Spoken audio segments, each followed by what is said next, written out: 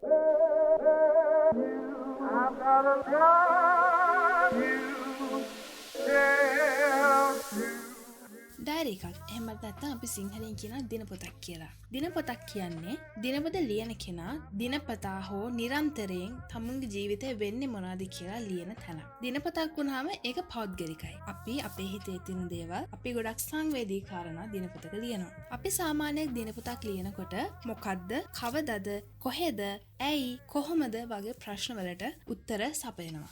ඇයි අපි මේ දිනපොතක් තියාගන්න එක හොඳයි කියන්නේ? මම ඒකට ඔයාලට කාරණා දෙකක් කියන්නම්. පළවෙනි එක තමයි දිනපොතක් ලියන එකෙන් ඔයාලගේ වර්ධනය ඔයාලට බලා ගන්න පුළුවන්. දෙවෙනි කාරණේ තමයි ඔයා ගොඩාක් ඩයරි එකේ ලියන තරමට ඔයා කොයිතරම් වෙනස් වෙලාද, කොයි කාලවල වල මොන වගේද වෙනස් වෙලා තියෙන්නේ කියලා ඔයාට තව අවුරුදු ගානක් ගියාට පස්සේ ආපහු බලන්න පුළුවන්. මම ඔයාලට කියලා දෙන්නම්. ඔයාලා දිනපොතක් පටන් ගන්න බලාපොරොත්තුෙන් ඉන්න කෙනෙක් නම් සරලව කොහොමද ඔයාලට දැන් උනා දිනපොතක් පටන් ගන්න පුළුවන් කියලා. මුලින්ම අපි බලමු ඕගලන්ට මොනවද ඕන වෙන්නේ කියලා. දිනපොතක් පටන් ගන්න ඕගලන්ට ඕනේ පොතකුයි පෑනකුයි. පොතක් තෝරගන්නකොට ඔයාට ලේසියෙන්ම තැන් තැන් වල අරගෙන යන්න පුළුවන් ප්‍රමාණය පොතක් තෝරගන්න.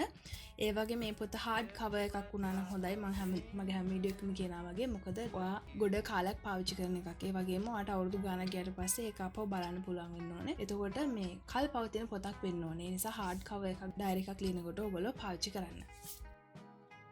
ඊළඟට පෑනක් ගන්න. කවදාවත් පැන්සලකින් ලියන්න එපා. පැන්සලකින් ලිව්වම කාලයක් යනකොට ඒක මැකිලා යනවා. ඔයාලා දන්නවා පුංචි කාලේ වල පොත් ලියුවා ඒවා අරන් තියලා තියෙනවා නම් බලන්න කාලයක් යනකොට ඒක හැමතැනම මතක ඇවිලා කැත වෙනවා. ලියවපුවා කියව ගන්නත් බැරුව වෙනවා. ෆේඩ් වෙලා යනවා. පෑනක් තෝරගද්දී තද පාට වල ගන්න. කළු නැත්නම් නිල් පාවිච්චි කරන්න. කොයිම වෙලාවකවත් ලා පාට වල දැන් පාට පෑන් තියෙනවා. කහ පාට වගේ, තැඹිලි පාට වගේ පාටවල් පාවිච්චි කරන්න එපා. පුළුවන් නම් පර්මනන්ට් ඉන්ක් එකක් තියෙන පෑනක් ගත්තනම් වඩා හොඳයි. එතකොට තෙමුණත් ඒක බොඳ වෙලා යන්නේ නැති නිසා. ජෙල් පෙන් වලින් එහෙම ලියන්න එපා. පොඩ වතුර වැටිච්ච ගමන් ඒක කියවන්න බැරි තරමටම බොඳ වෙලා යනවා. දෙවෙනි කාරණේ තමයි ඔයාලගේ ඩයරි එකට නමක් තියන්න. මොකද අපි ඩයරි එක සලකන්නේ අපේ යාළුවෙක් විදිහට. ඒ නිසා ඔයාලගේ ඩයරි එකට නමක් තියන්න. ඊළඟට ඔයාලා අලුතෙන්ම ඩයරි එකක් ලියන කෙනෙක් නම් මෙන්න මේ දේවල් තුන මතක ඇතුව කරන්න. පළවෙනි එක තමයි ඔයා ඩයරි එක ලියන්න වෙලාවක් තියාගන්න. මම කොමියුනිටි පෝස්ට් එකකින් ඔයගොල්ලන්ගෙන් ඇහුවා කෙනා ඩයරි ලියන විදිහ ගැන.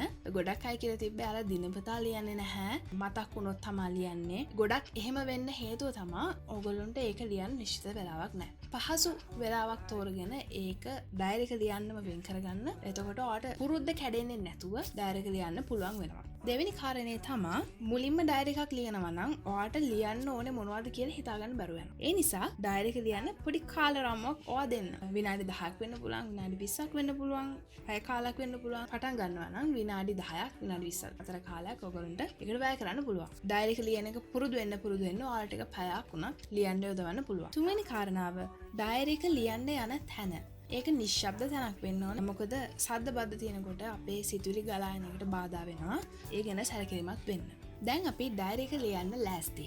ඔයාගේ ඩයරි එකේ පළවෙනිම පිටුවේ ඔයා ලියන ඉස්සෙල්ලම ඩයරි එන්ට්‍රි එක Taman ගැන විස්තරයක් ලියන්න. මේ ඩයරි එකේ ඔයා ලියන්න බලාපොරොත්තු වෙන්නේ මොනවද? කැමති දේවල් මොනවද? ඔයාට වැදගත් දේවල් මොනවද? වගේ දේවල් ඔයා ගැන විස්තරයක් ඒ පළවෙනි පිටුවේ ලියන්න. එහෙම Taman ගැන ලියනකොට හැම වෙලේම Tamanගේ හොඳ ලියන්න ඕනි කියලා එහෙම දෙයක් නැහැ.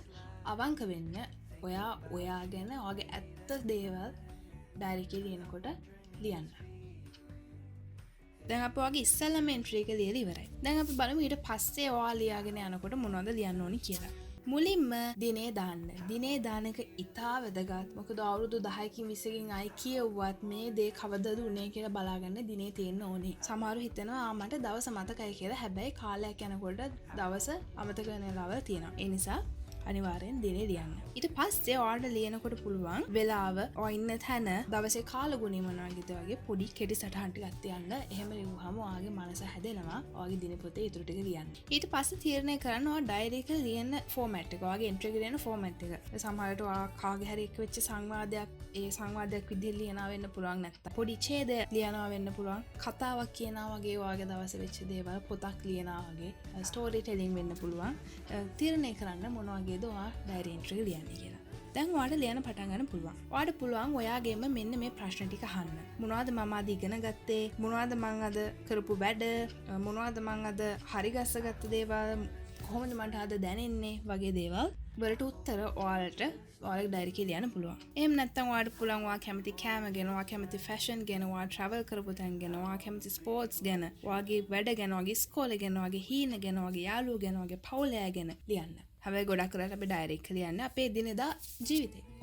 මං අද අලුත් සින්දුවක් කියවුවා. මං හරි කැමති එකට කියලා ඔයාට ඔයාගේ සින්දුව ගැන ඔයාට හිතෙච්ච දේවල් ලියන්න පුළුවන්. ඒ හැමදේම පුළුවන් තරම් ඔයාගේ දවසේ වෙච්ච දේවල් ඔයාගේ ඩයරි එකේ ලියන්න. එතකොට තමයි ඒකේ වටිනාකම ගොඩක් වැඩි වෙන්නේ. ඔයාලා මේ ඩයරි එන්ට්‍රීස් ලියනකොට අපි ඉස්සෙල්ලා කතා කරා ෆෝමැට් එකක් තෝරගන්න කියලා. ඔයාට ඒ ෆෝමැට් එක වෙනස් කරන්න පුළුවන්. දැන් සමහරවිට ඔයාට එකම ෆෝමැට් එක ලියනකොට නම් බෝරින් වගේ වෙනසක් කරන්න හිතෙනවා නම් ඒක වෙනස් කරන්න.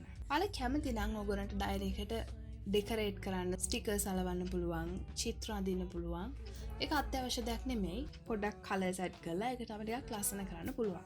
ඔයාලා ඩයරි එක සාර්ථකව ලියන්න නම් මෙන්න මේ තුන අනිවාර්යෙන් කරන්න. පළවෙනි එක අවංක වෙන්න. බොරු ලියන්න එපා ඩයරි එකේ. දෙවෙනි එක පුළුවන් තරම් දිනපතා ඩයරි එක ලියන්න. තුන්වෙනි කාරණාව තමයි ස්වභාවික වෙන්න. කාවවත් අනුකරණය කරන්නවත් වෙන කවුරුත් වගේ හිතලවත් ඩයරි එකේ ලියන්න එපා. අන්තිමට කියන වැදගත්ම කාරණේ තමයි ඔයාගේ ඩයරි එක හංගන්න. මොකද ගොඩක් අය ඉන්නවා ඩයරි එකක් දැක්කම අරගෙන කියවනවා. ඒ දේවල් තමයි අද වීඩියෝ එකේ මම ඔයගොල්ලොත් එක්ක කතා කරන්න බලාපොරොත්තු වෙන්නේ. මම හිතනවා මේ වීඩියෝ එක ඔයගොල්ලන්ට ප්‍රයෝජනවත් වෙන්න ඇති කියලා. මගේ channel එක subscribe කරන්න, මේ වීඩියෝ එකට thumbs up එකක් දෙන්න. එහෙනම් අපි අලුත් වීඩියෝ එකකින් හම්බෙමු. Baby, let's get out today.